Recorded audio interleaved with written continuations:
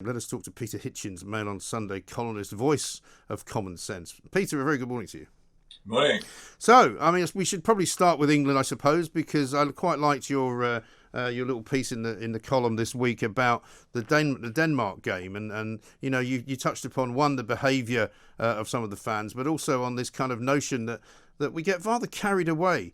You know, there was a huge belief. I was watching the BBC coverage last night. Gary Lineker and Frank Lampard and Rio Ferdinand were talking as if England had already won it, and they were playing a team that had not lost a game in 33 games, Italy. Well, I don't like to attack anybody else's beliefs, and I view football and the excitement around as a belief that other people hold that I just don't. And the only time I get annoyed is when the whole world seems to have decided that I have to have an opinion about it, that I have to be enthusiastic when I'm not.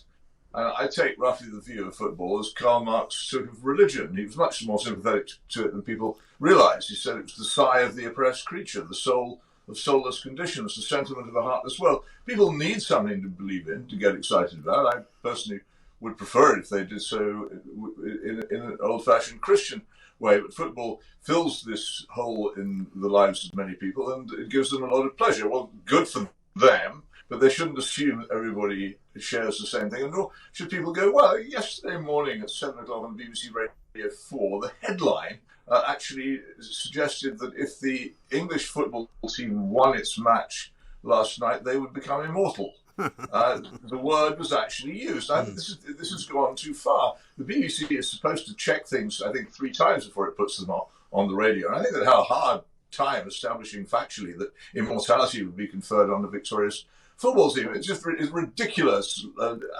loss of restraint and proportion of the kind which we keep undergoing. So sure, I have absolutely no desire to stop anybody else enjoying it, and I'm happy for them to do so. But there are unpleasant aspects to it.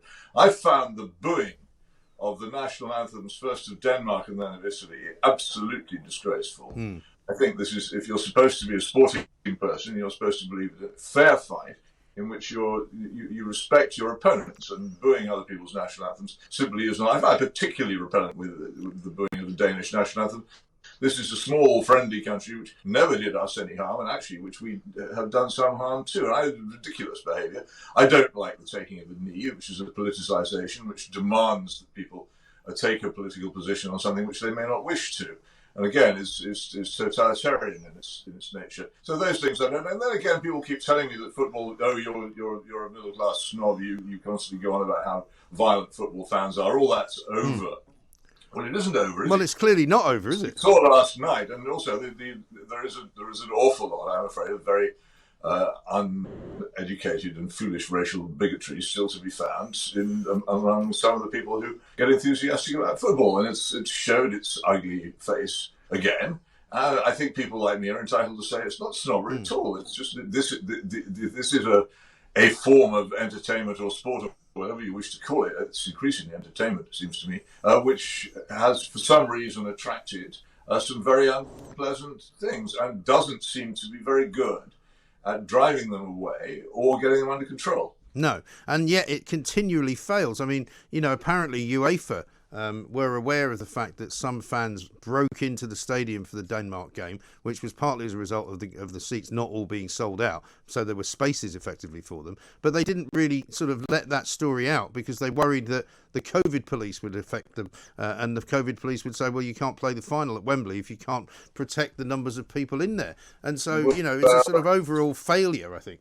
Yeah, you can understand that, though, can't you? And all of us live our lives now under the constant threat of the COVID police deciding that something entirely innocent, which we've previously done, turns out to be bad, and also of things being simply shut down in this foot stamping way, because the great objective of total safety from disease and the abolition of death has to be pursued at all costs. So you can understand that again. Well, I was more disturbed by the fact that nobody in the football authorities seemed to be particularly bothered by the shining of a laser in the face of the Danish goalkeeper. An incredibly dangerous act of criminal violence, in my view, which if the perpetrator is ever caught and convicted, should result in a lengthy prison sentence. And there were suggestions, which I didn't think were entirely outrageous, that the game should be replayed. Especially since the moment at which this happened, nobody knows. I don't think anyone's asked the goalkeeper whether he was affected by it, but it was a vital moment in the game. And it was, but he did save the ball, so I suppose you might argue that. Well, yes, but then again, he was unable when it was kicked back at him. Listen. I mean, I'm told by people who have been going to the games that the security has been so lax because all the security guards have been doing is making sure that you've got your COVID pass.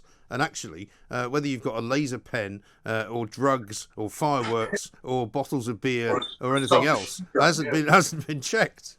Well, I noticed an account of some people going to a park to watch the game on screens yesterday, being searched and having all their documents demanded as well. It's extraordinary what people have come to put up with, but that is, as I say, where we now live, a country in which people accept far more state interference in their personal lives than they ever did before, or than they should. Yeah, and there is this kind of the creeping collectivism, I call it, I suppose, where Gareth Southgate became this kind of messianic figure.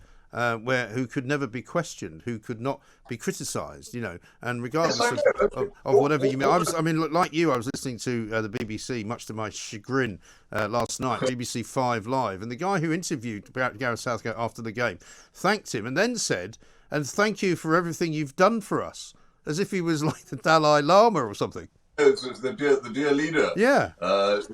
Quite possibly, if there were an election for dear leader, he would now win. But again, turning to our friends at the BBC, on one morning last week, they actually hired an actor, Rory Kinnear, to read out Gareth Southgate's message to his players and the people of England, or whatever it was, in reverent tones. I thought, have I stumbled into thought for the day, or has the daily service already begun? It had a completely religious aspect to it, of utter reverence. Well, okay, I mean, I'm sure Mr. Southgate is a very fine footballer and extremely good manager, but things can go too far. Well, isn't it fascinating as well that the people making these kinds of editorial decisions would sneer at the likes of you for going to church and actually enjoying worshipping your God because they think it's rather pathetic?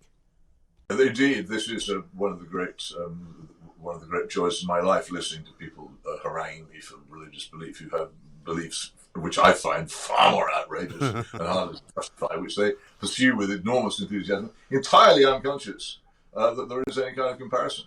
Yes, exactly right. You also wrote on Sunday about your fears for our freedoms, that we keep being promised them being returned to us. Certainly there was a lot going on this weekend which would suggest that lockdown is kind of finished, but that's a bit of a false dawn, isn't it?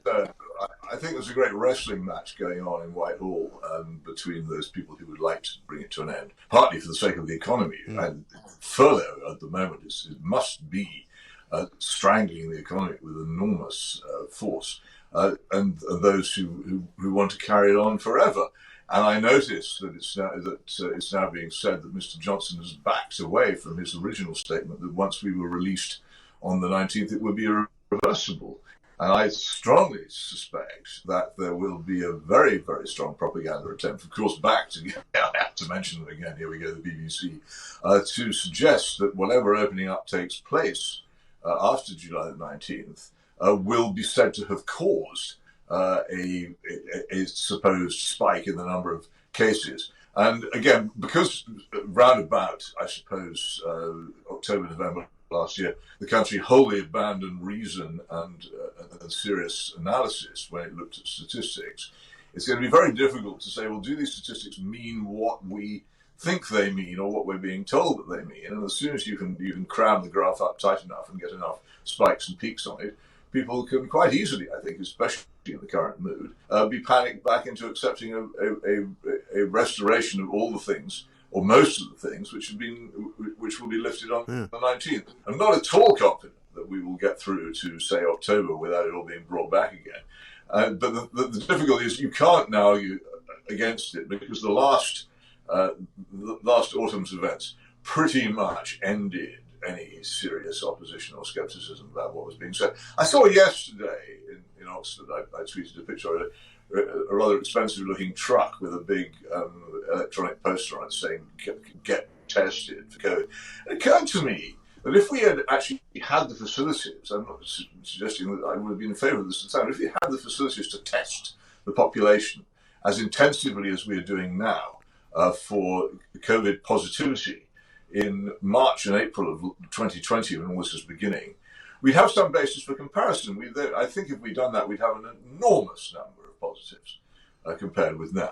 But because we didn't do that, we sort of assumed it was zero then, and we look at the peaks now, which I think are almost certainly much lower than they would have been in the spring of 2020, and we get alarmed about them. But again, with all these figures, there is no serious attempt to examine them for proportionality and true meaning and classification in an intelligent way. And this is how statistics are misused, by presenting them in a way that the figures are correct, but they're presented in a way which gives a misleading impression of what they mean. Yes. And this is what we will face very much in the late summer and early autumn in this country, I think. And I'd be surprised if we make it through it without a restoration of at least some of the restrictions which are about to be lifted. Yeah, I think you're absolutely right. Stay with us, Peter, if you would. We're going to take a short break. Welcome back to the Independent Republic of Mike Graham, right here on Talk Radio. Peter Hitchens is with us. Peter, as I was saying, Sajid Javid supposedly is making some kind of statement this afternoon in the House. We're not quite sure what it's going to be. Hopefully it won't be some kind of rolling back or moving backwards of what they plan to do on July the 19th. I think it's clear that a point I've been making for some time, those who had hoped that the wearing of masks would become a thing of the past, as it has, I think, in large parts of the United States now, are going to be disappointed.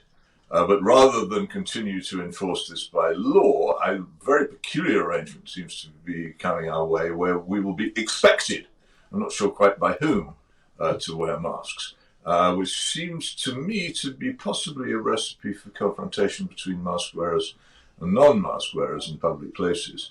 And not likely to be effective. And then again, perhaps this too will lead to demands and political action to restore the mask edict, which has temporarily been removed. Again, until this is all gone, until I can once again live as I lived before March of 2020, you're not going to get me to say, oh, joy and wonder, it's all over.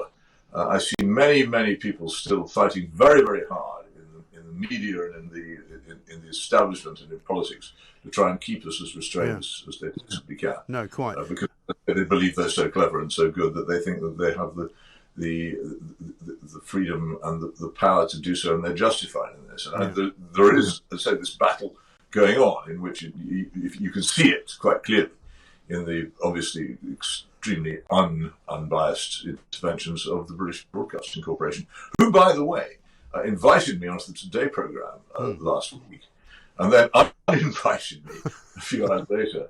But this is a really funny thing, on the pretext that there was too much COVID on the programme. so the whole programme was about COVID. Right. It wasn't too much COVID there, it was too much Peter Hitchens. Well, exactly. Which is any quantity more than zero as far as the Today programme is concerned. Well, they seem to have Neil Ferguson on an awful lot, don't they? He's like their well, don't they, guest. Though? I mean, he's on practically every day. But I'll tell you what was also interesting yesterday. A lot of people pointed out that Messrs. Chris Whitty, Patrick Vallance, and Jonathan Van Tam all appeared at Wembley. I think they were all in the Royal Box at one point or another over the Wimbledon over the weekend. None of them wearing a mask, despite that Chris Whitty had said if they were in an area where there were a lot of people around, he would wear a mask. So I'm afraid that doesn't really do their cause much good. There were quite a lot of people there, weren't there? Yes. I don't know. But of course, they have been wholly inconsistent over this. I keep a treasury of quotations from these people back in the early months of the continuing crisis. A blog posting called "Why Are People Still Wearing Masks, particularly outdoors?"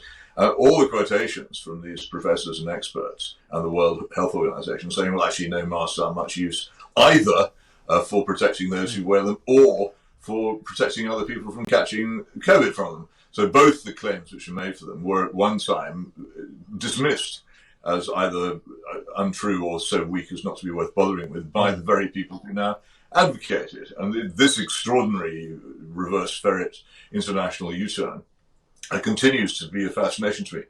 Deborah Cohen, of course, the BBC Newsnight medical correspondent at the time stated that she had discovered from her contacts in the World Health Organization that the reversal had been political and not based on medical evidence. It's all there. You can say it to your bright green in the face as many times as you like. But large parts of, say, politics and the media still continue to ignore this factual thing.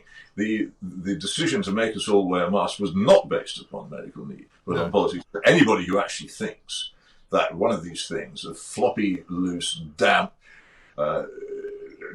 cloth mask, frequently stuffed in the pocket, taken out again, fingered, reused, could be of any possible serious benefit against an aerosol-borne virus. That is ridiculous in the first place. If people actually started wearing the sort of masks which do prevent infection, then I think they would find them a good deal more oppressive and certainly a huge amount more expensive. But these things which a university want are a symbol of adherence to the cult of, we'll do anything to avoid COVID, and we will stop thinking if the government tells us to stop thinking, rather than a medical precaution. Yes, and now, of course, it's seen as a sign that you are a good person because you take other people's cares into account, and that's why you're wearing a mask, because it's to protect them.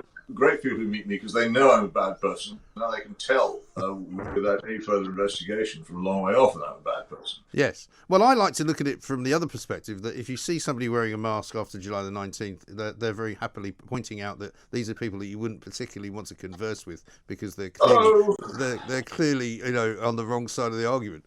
I do try not to be like them, though. I think if I see someone wearing a mask, there may be a sort of inner impulse to deride them as feeble, unthinking sheep. But you have to suppress it. These are other human beings.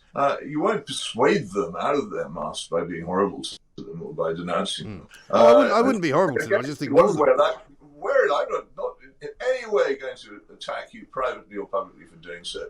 But I just wish that you would make the necessary investigations into experimental scientific facts and see how unjustified it is as an action, and at the very least consider all those things before condemning me for not wearing one. But I don't think those of us who don't believe in this should treat the other side as they so often treat us. I think that's a mistake. No, I think you're absolutely right, and I did not mean to give that impression. All I'm saying is that I certainly wouldn't be aggressive towards anybody, and I certainly wouldn't deride them publicly. But I just find it useful, as I say, as a guide, generally speaking. No, sure. I say this, but I'm in distress sometimes talking to people in shops who, for heaven's sake, are only trying to enforce rules that other people have told them to enforce, who tell me that they've been abused by people who they've asked to wear masks. I think it's so wrong. Yeah. If people ask you to wear a mask, then you're exempt or not, then be polite about saying that. Otherwise, you're simply going to confirm their prejudice that non-mask wearers are antisocial thugs. And people should be very careful about this. And if you want to make a case, then the first starting point is politeness, civility. Be pleasant to other people, for goodness sake. It's not that hard. No, I know. I mean, sadly, politeness seems to have gone the way of many things in this country, but there we are. Peter, great to talk to you. Thank you very much indeed